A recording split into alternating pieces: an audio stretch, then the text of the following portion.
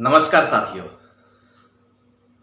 ज्योतिषीय श्रृंखला को आगे बढ़ाते हुए आज बात करेंगे उत्तराषाढ़ा नक्षत्र के बारे में।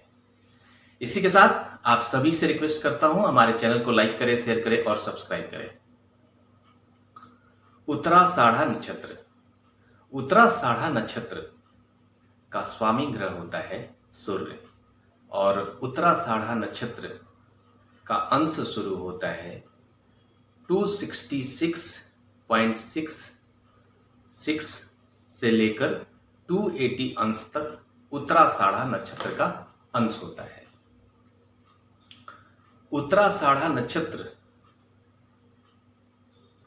का राशि जो है वो आपको धनु राशि है और मकर राशि है। धनु राशि का लास्ट चरण उत्तराषाढ़ा नक्षत्र के अंतर्गत आता है। धनु राशि में आप इस तरह से समझ सकते हैं कि उत्तराषाढ़ा नक्षत्र का पहला चरण धनु राशि के अंतर्गत आता है और उत्तराषाढ़ा नक्षत्र के 3 चरण मकर राशि के अंतर्गत आता है। अगर व्यक्ति का जन्म धनु लग्न में हुआ है और उसके नक्षत्र का अंश 26.66 से लेकर 30 अंश के बीच है तो वो व्यक्ति धनु लग्न के उत्तराषाढ़ा नक्षत्र के पहले पद में माना जाएगा कि उसका जन्म हुआ है। अगर वही व्यक्ति उत्तराषाढ़ा नक्षत्र में उसका जन्म हुआ है और उसके नक्षत्र का अंश अगर 0 से लेकर 10 अंश के बीच है तो कहा जाएगा कि उस व्यक्ति का जन्म मकर लग्न के उत्तराषाढ़ा नक्षत्र में उसका जन्म हुआ है। अब उत्तराषाढ़ा नक्षत्र में किस पद में हुआ है वो उसके नक्षत्र के अंश पर निर्भर करेगा। अगर उस व्यक्ति का नक्षत्र का अंश 0 से 3.33 अंश के बीच है तो कहा जाएगा कि उसका मकर लग्न के उत्तराषाढ़ा नक्षत्र के दूसरे चरण में उसका जन्म हुआ है, क्योंकि उत्तराषाढ़ा नक्षत्र का दूसरा चरण शुरू होता है मकर लग्न में। तो इस तरह से आप समझ सकते हैं, इस तरह से ये नक्षत्रों का अंश चलता है। ओवरऑल अब हम बात करते हैं कि उत्तराषाढ़ा नक्षत्र में जब व्यक्ति जन्म लेता है तो उसके व्यक्तित्व में किस तरह का प्रभाव पड़ता है, वो किस तरह के स्वभाव वाला व्यक्ति होता है और उसका व्यक्तित्व कैसा होता है। तो आप इस तरह से समझ लीजिए कि जब उत्तराषाढ़ा नक्षत्र में जब व्यक्ति जन्म लेगा तो सबसे पहले हमें यह देखना होगा कि उसका लग्न क्या है। अब उत्तराषाढ़ा नक्षत्र में जो व्यक्ति जन्म ले रहा है वो दो लग्न का हो सकता है। वो मकर लग्न का भी हो सकता है, वो व्यक्ति आपको धनु लग्न का भी हो सकता है। और दोनों ही लग्नों में उसके जो स्वभाव है उसमें अंतर देखने को मिलेगा। यह इसलिए देखना अनिवार्य है। अगर व्यक्ति उत्तराषाढ़ा नक्षत्र में उसका जन्म हुआ है और उसका लग्न धनु लग्न है तो धनु लग्न का स्वामी ग्रह, धनु राशि का जो स्वामी ग्रह है वो आपको गुरु है। उस कंडीशन में उस व्यक्ति के व्यक्तित्व में आपको सूर्य का प्रभाव देखने को मिलेगा, साथ में आपको गुरु का प्रभाव देखने को मिलेगा। जब उत्तराषाढ़ा नक्षत्र में व्यक्ति जन्म लेता है और उसका लग्न धनु लग्न होता है तो व्यक्ति आपको बहुत ही आध्यात्मिक विचारों वाला होता है, बहुत ही ईमानदार व्यक्तित्व वाला व्यक्ति होता है, बहुत ही मृदुभाषी व्यक्ति होता है, बहुत ही अच्छा वक्ता व्यक्ति होता है, बहुत ही समाज के प्रति जिम्मेदार व्यक्ति होता है, बहुत ही ऊंचे मापदंडों वाला व्यक्ति होता है। ऐसा जो व्यक्ति होता है उसके जो स्वभाव होते हैं वो बहुत ही आपको ऊंचा कार्य करके भी उसमें जो दिखाने का जो स्वभाव होता है वो बहुत ही कम हो जाता है। हालांकि ये सूर्य का नक्षत्र है तो सूर्य के जो प्रभाव हैं, सूर्य के जो नकारात्मक प्रभाव हैं उसमें ये कहीं ना कहीं बैलेंसिंग कर देता है, क्योंकि धनु राशि का जो स्वामी ग्रह है वो आपको गुरु हो जाते हैं और गुरु के शामिल होने की वजह से उस व्यक्ति के व्यक्तित्व में एक विशेष बदलाव देखने को मिलता है।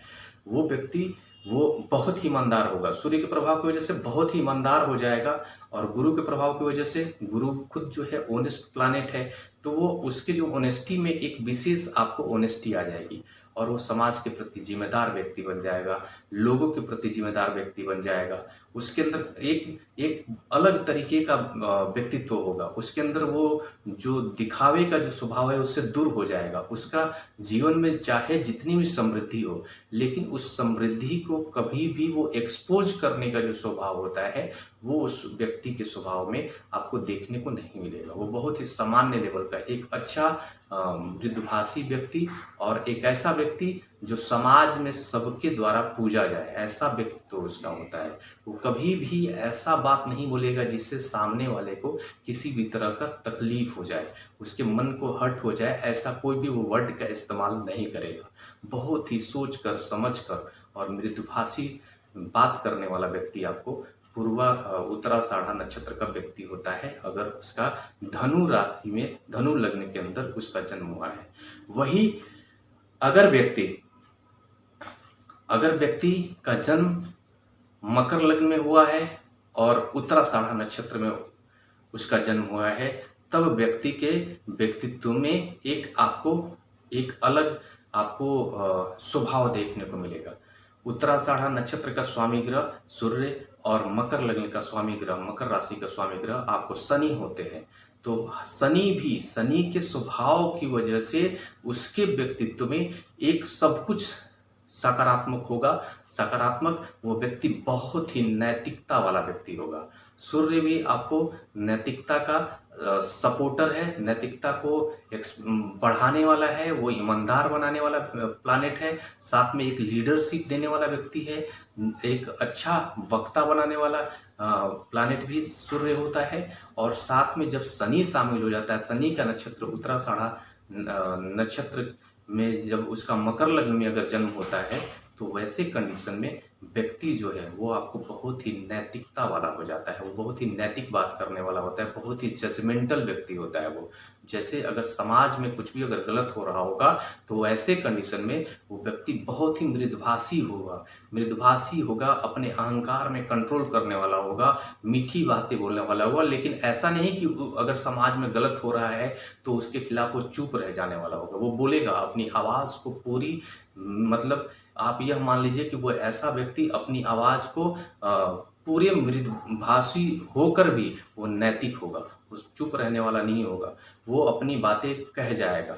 समाज में अगर कुछ ही गलत हो रहा हो, सामने कौन है उससे उसको मतलब नहीं है। वो अपने व्यवहार के अकॉर्डिंग, अपने मतलब अपनी मीठी भाषा में ही वो सब कुछ कह जाएगा, उसका विरोध जता जाएगा और पूरा स्ट्रांग जता जाएगा। वो कभी भी अपने शब्दों में वो कभी भी अभद्र शब्दों का इस्तेमाल करने वाला कतई नहीं होगा, लेकिन फिर भी वो चुप रहने वाला नहीं होगा व्यक्ति। साथ में वो एक जिद्दी स्वभाव वाला व्यक्ति आपको बन जाता है जब मकर लग्न में उसका जन्म हुआ हो और उत्तराषाढ़ा नक्षत्र में, मकर लग्न के उत्तराषाढ़ा नक्षत्र में उसका जन्म हुआ।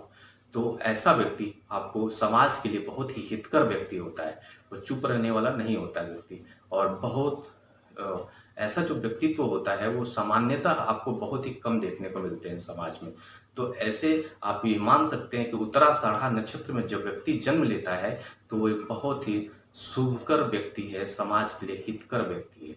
वो हमेशा ही समाज के लिए बोलने वाला होगा, चुप रहने वाला कतई नहीं होगा। और उसके व्यक्तित्व में सिर्फ न्याय होगा, वो जिद होगा, वो एक हठ भी होगा साथ में। और साथ में वो बहुत ही महत्वाकांक्षी भी होगा और उस महत्वाकांक्षा को पूरा करने के लिए जो एक डेडिकेशन दिखना चाहिए, वो भी डेडिकेशन उस व्यक्तित्व में शामिल हो जाता है। वो व्यक्ति डेडिकेटेड भी हो जाएगा और अपने लक्ष्य को पूरा करने के लिए डेडिकेटेड भी होगा। संघर्षों का थोड़ा सामना करना पड़ेगा। अगर व्यक्ति जो है कि अगर मकर लग्न में उसका जन्म हुआ है और अगर उत्तराषाढ़ा उसका नक्षत्र है, तो उत्तराषाढ़ा नक्षत्र में उसका जो स्वामी ग्रह है सूर्य है, साथ में जो लग्न का जो स्वामी ग्रह हो जाएगा वो आपको शनि हो जाएगा। तो शनि का स्वभाव क्या है? शनि का स्वभाव है न्याय करना। आपको कोई भी चीज़ ऐसे नहीं हासिल करा देगा। वो जो चीज़ आप डिजर्व नहीं करते हैं वो आपको मिलने वाला नहीं है।